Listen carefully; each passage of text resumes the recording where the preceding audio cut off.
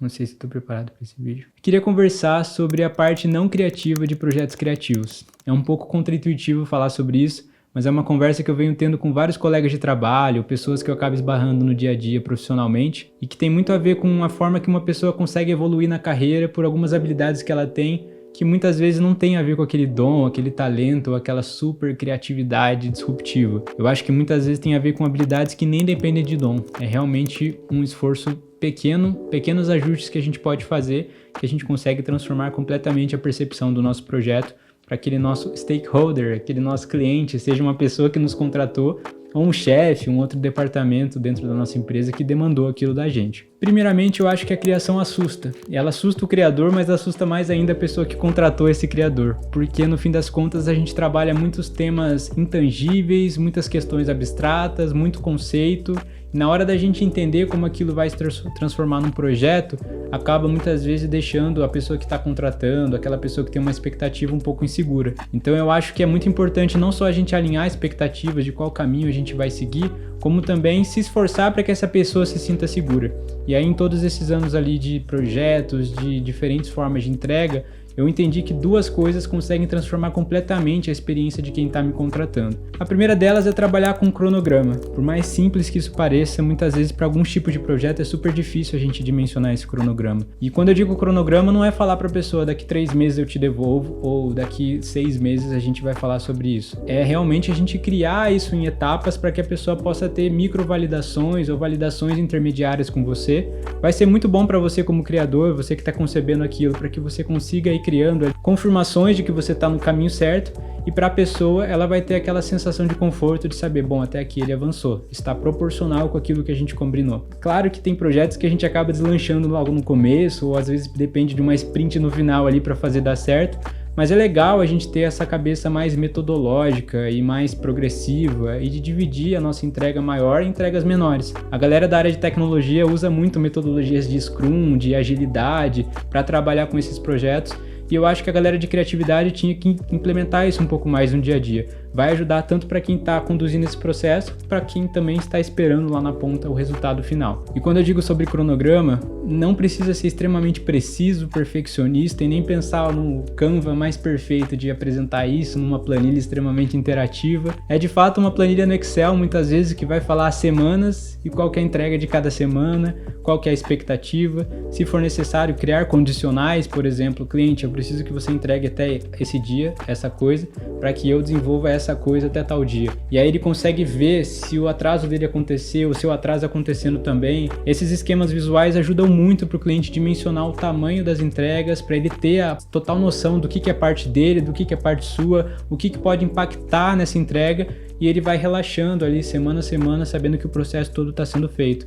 Isso parece extremamente óbvio para muitas carreiras e muitos formatos de trabalho, isso de fato é rotineiro, mas eu vejo muitos profissionais criativos pecando de forma gravíssima nisso. E às vezes o que vai transformar esse profissional num profissional júnior, pleno, sênior, ultra especialista, nem é a qualidade técnica, é a capacidade de fazer esse tipo de coisa. E o último ponto que eu acrescentaria, que talvez seja um pouco mais complexo, mas vale muito a pena ser desenvolvido, é ter a habilidade de mensurar o resultado ou o impacto que a sua criação fez, ou que a sua estratégia trouxe, ou com aquilo que você está propondo realmente vai implementar na prática. Então, acho que é muito importante você ir pensando em todo o processo, quais são os indicadores que você vai olhar, quais são as métricas que você pode ter, ainda que seja a mais abstrata das ideias, como que você vai mensurar que ela deu certo, que ela atingiu os objetivos dela.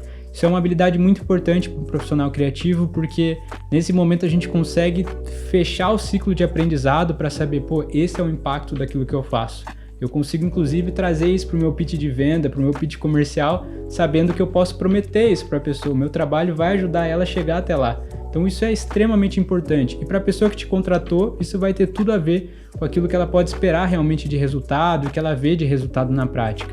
Porque muitas vezes a gente vai esbarrar num processo criativo numa questão meio que de opinião. Ficou bonito, não ficou bonito, ficou bom, não ficou bom. O que significa bonito, o que significa bom, o que significa qualidade nesse aspecto. É importante, desde o começo, ir alinhando esses indicadores que a gente vai olhar, mas no final que você consiga reunir 3, 4, 5 que vão ajudar você a comprovar esse resultado que você trouxe. Então, por exemplo, você pode promover uma pesquisa onde você faça um retrato atual antes de implementar esse projeto, pergunte a percepção das pessoas, peça para ela dar alguma nota, cria alguns indicadores que elas possam apontar naquele primeiro momento e repete essa pesquisa depois da entrega para ver se aquilo realmente impactou na percepção das pessoas.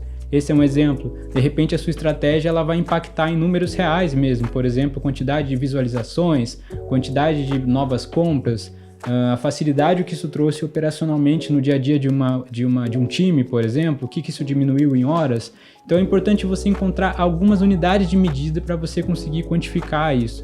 E se você conseguir falar de faturamento, se você conseguir falar de redução de tempo, se você conseguir falar de alcance para mais pessoas, essas são unidades de medida que todo mundo está familiarizado e com certeza vai ser mais simples.